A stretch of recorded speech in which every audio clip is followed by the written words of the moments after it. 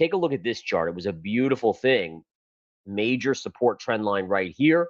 We then break below it. It then becomes resistance. Notice every time it hits the line, it gets rejected. I shorted right up here into that trend line overbought chart. And I did cover this trade this morning for an over 8% gain with members of Smart Money Stocks and ETFs in just basically 3 trading days. And the idea here was simple. Not only did I have the trend line here on Delta and an overbought scenario with key divergences and other factors, but also we knew that oil was going to bounce. So if you have oil filling a gap and Delta Airlines at extreme levels to the upside into resistance, if oil bounces, what do we think is going to happen to the airline stocks? They should pull back. And that's exactly what happened. Case in point right there. Very cool stuff.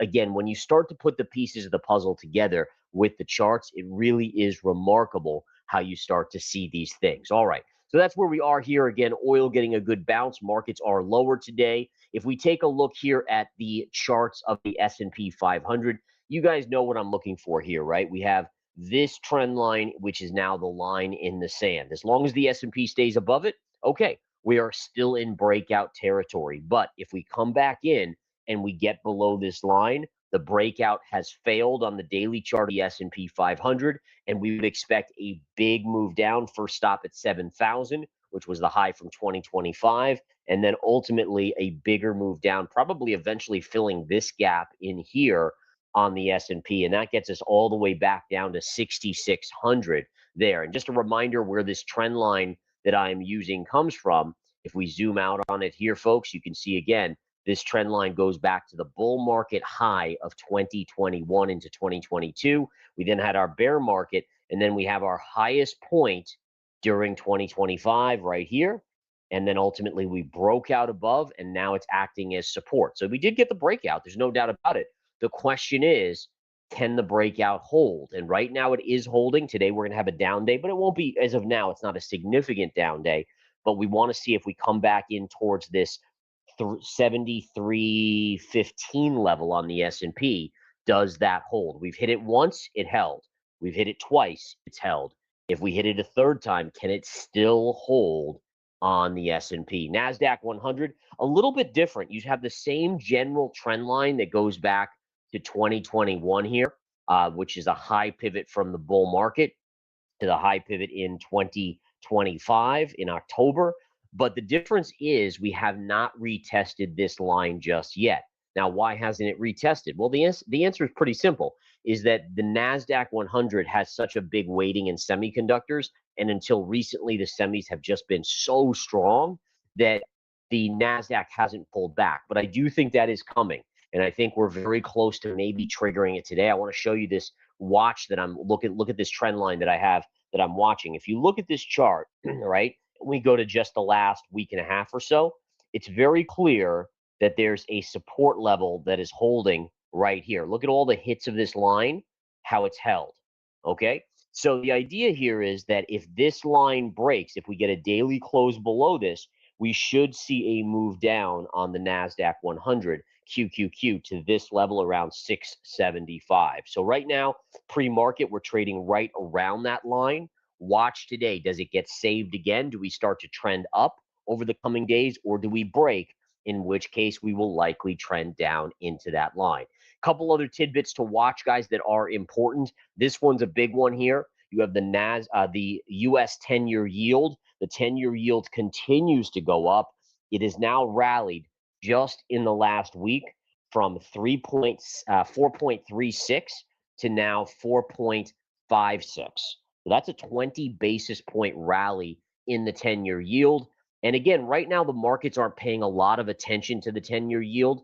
But if we come up to the recent highs of 4.7%, you have to think the markets start to get a little bit nervous about rates moving back up. The other thing to think about is that with oil moving back up, if oil stays elevated at 75, 80, maybe $85 a barrel, it holds inflation higher for longer, right? There's a higher tendency to see inflation in the pass-throughs to keep that up. And that's going to put more pressure on the Fed and make it harder for them to cut rates in the future if that's the case. All right. The other thing that we have to be monitoring here is the US dollar, Japanese yen here, the dollar yen. The dollar yen, which had pulled back after briefly getting above this major pivot, it pulled back. It's now fighting back up.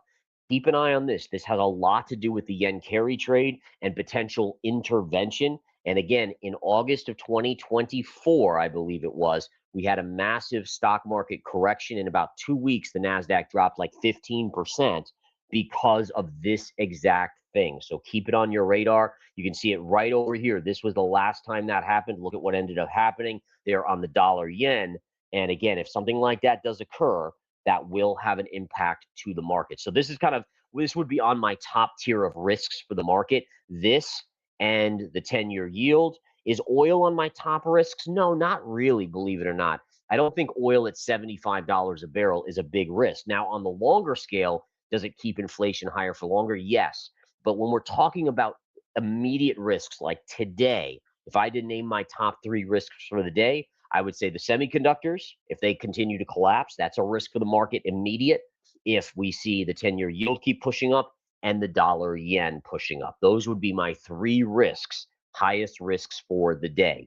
All right, let's continue on here. Let's take a look at a few charts. I'm keeping an eye on some of these semiconductors because I actually think if they keep flushing, they're going to become great bounce opportunity swing trades. So AMAT, Applied Materials, which is down a little bit pre-market. Take a look at this chart. There's a big gap fill right here just below 500. We're trading at $545 right now. This would not be outlandish to see AMAT get to this level. So again, AMAT at this level, I'd actually buy it for a technical bounce, and that would be a pierce of the even number 500 plus a gap fill right there. Okay, looking at Micron. Micron has come down. You can see Micron was as low as 875 in the early morning this morning. It's bounced back to about 900. But again, if we go to the daily chart and we flip over to that one, you can see number one, the daily chart has broken down. So that means we have now potentially put in a major pivot top on Micron up here. But that doesn't mean we're not going to get massive bounces. And for me, I would start to get interested right in this zone. Let me put it in. Actually, this one's actually a zone because there's 2 levels very, very close. We have that area there down to the gap fill. Okay, so there's a gap right here, and here would be gap fill at around 750. But we also have a pivot high right here at around 814. So this zone would be my bounce level. Now, do I like this as a long-term entry on Micron? Heck no. Heck no. These things, in my opinion, will correct 75% in the next 12 months. So again, there'll be a swing trade only and then likely shorts up into resistance. Like if Micron rallied all the way back up, for instance, back to this level here, that becomes a huge shortable level for a big drop again. Same thing on SanDisk, right? SanDisk, nice bounce off of the lows yesterday, but was still down about 7%, is down this morning. Pre-market, this went down below 1,500 again. Where is the swing trade level on this? For me, this would be a fantastic level right down here around 1185. You can see you have a gap right there. And then this is really the beginning of that blow off top retrace. In addition, it's also a Fibonacci zone right in here as well in this approximate area on SanDisk. So the key here is this, guys, is that when it all comes down to it, I don't care what the stock is. I don't care if it's a semiconductor, oil trade, a gold trade. I'm always looking at the charts. And by doing that, I strip away all emotional attachment. That allows me to see the levels and the probabilities much, much clearer. It's very, very powerful when you get to that point where you don't care about what you're trading. All you care about is the chart. And again, I encourage you guys to obviously take my psychology, my mindset course. That will change the way you view everything. You'll start to recognize when you're getting emotional. You'll be able to course correct. And then, as always, folks, we have right now just through the 12th, so there's not many days left. We have our 40% off all of our courses here at Verified Investing. Those are all 40% off, but just through July 12th. So we're coming towards the end of this July 4th sale. All right, let's get into a couple other charts here. Then we'll get into gold and silver and natural gas with Bitcoin. I am going to keep an eye on Walmart. Walmart making a little bearish inside bar. This has finally started to correct. The level on this for a swing trade, you guys can probably see it. There's a gap right here a major gap fill at $100. I love the even numbers when they coincide with a gap fill. Also, if we drag this trend line over, look at this, guys. We drag this trend line over and it goes right to these high pivots. So if we could get another big dump on Walmart, this $100 level should be a fantastic buying opportunity. All right, couple other stocks that have made big moves today. Alibaba getting some good news on regulation. That stock is having a big bounce today. It was beaten down. It's been one of my favorites. In fact, we have this currently in smart money stocks and ETFs. We're now up, I think, about 8% on it. But you could see again, it was as high as almost 110 today. It's currently trading around 107, but a big gap up on these. And all the Chinese names, Baidu today is up as well. Again, all of these names were beaten down due for a technical bounce. And sure enough, we are getting the bounce. Another one on my radar here is Oracle. Oracle continues to be oversold. You have a key gap fill that occurred yesterday. We also have double bottom just a little bit below. So if we look at this and we put a trend line in right here, we can see again a lot of support anywhere between 137 and about 135. So tons of technical support there.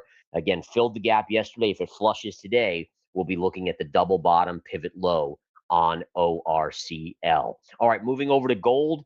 Gold again, let's flip over to the daily chart. Gold is pulling back. So again, many people would think, oh, well, there's unrest, there's military action, there's this. Maybe gold would go up. Nope, gold is coming down today.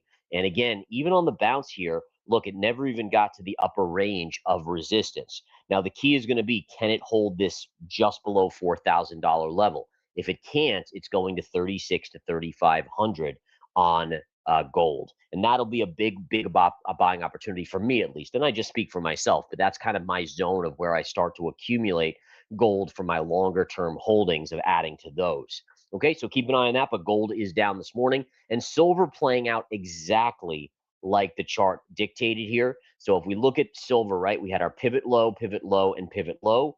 We broke, we confirmed, we retraced, now becomes resistance. This was support over here, right? Now it becomes resistance and silver falling to the downside. And that's exactly what you would anticipate happening. That's case in point the methodology that I teach in the Winning Trader series, which, like I said, is 40% off until July 12th. Natural gas today, the cup and handle continues to form. Nat gas up fractionally. I don't see anything yet that's triggering a buy from me, but this is on my top radar of a chart that could be an opportunity for a big move to the upside. Bitcoin last is pulling back today. Again, Bitcoin's had a great bounce, pulling back a little bit. My question would be here is, could we pull back a little bit more and then start to turn up and in the process form an inverse head and shoulder pattern, right? And for those of you that don't know the inverse head and shoulder pattern, let me draw it in. We have shoulder, head, and again, I'm getting a little sloppy here because I'm using my mouse pad versus an actual mouse since I'm on vacation. But nonetheless, you guys get the gist of that. Again, are we going to get that type of pattern to curl up and then break higher? So I'm keeping an eye on this. Just because it's forming doesn't mean it has formed. Please understand, on a technical basis, the probability is only when you get the big formation, meaning you need the right shoulder to form, which we haven't formed yet. And then the trigger is when you break the neckline. The neckline break is what you're looking for on the chart. And where would be the neckline, or where is the neckline of an inverse head and shoulders? The inverse head and shoulders neckline connects essentially the armpit to the armpit. So it would be a break above this trend line that triggers it for that next leg up on Bitcoin. And listen, what we have to also recognize is that if Bitcoin breaks here and takes out this low, then it's going to 50,000, right? So again, sometimes in charts, you are just in a wait and see, kind of like on natural gas. Natural gas, I see the pattern. It's a bullish pattern. I don't have a secondary factor yet. So I'm just sitting on the sidelines watching it intently. Same thing with Bitcoin. If it forms the inverse head and shoulders, I start to get more interested. But until it forms, it's just price action. And again, that's one of the ways where you increase your probabilities versus people that jump early. You know, some people will say, oh, well, you know, there's two sideways candles, so that's a bull flag. Not really. I mean, two sideways candles do not make a bull flag. Could be, but you need more sideways candles. And so people that jump early get a lower win rate versus people that wait for maturity. Now, if you wait for maturity, do you sometimes miss the trade? Yes. but at the same time, you find yourselves not losing more and fighting trades more, which honestly, that's extra stress in everyone's life, right? I mean, my life, if I'm fighting a trade, is stressful. I'm sure you guys feel the same way. And so it does, the more disciplined you get, the more intact your brain gets in terms of strictly looking at charts in probability terms, basically the lower stress and the higher profitability you find yourself in. All right, guys, I am going to get going today back to my trading room. We had a great trading day yesterday with the volatility in the live day trading room. Feel free to come and join us. We have daily, weekly, and monthly passes in there. You can come in, you get all our trades, you see them on the portfolio in real time. P&Ls moving in real time. We're giving you our exits, all of that stuff. It's pretty darn cool. Anyways, hope you guys come and join us. I'll talk to you soon.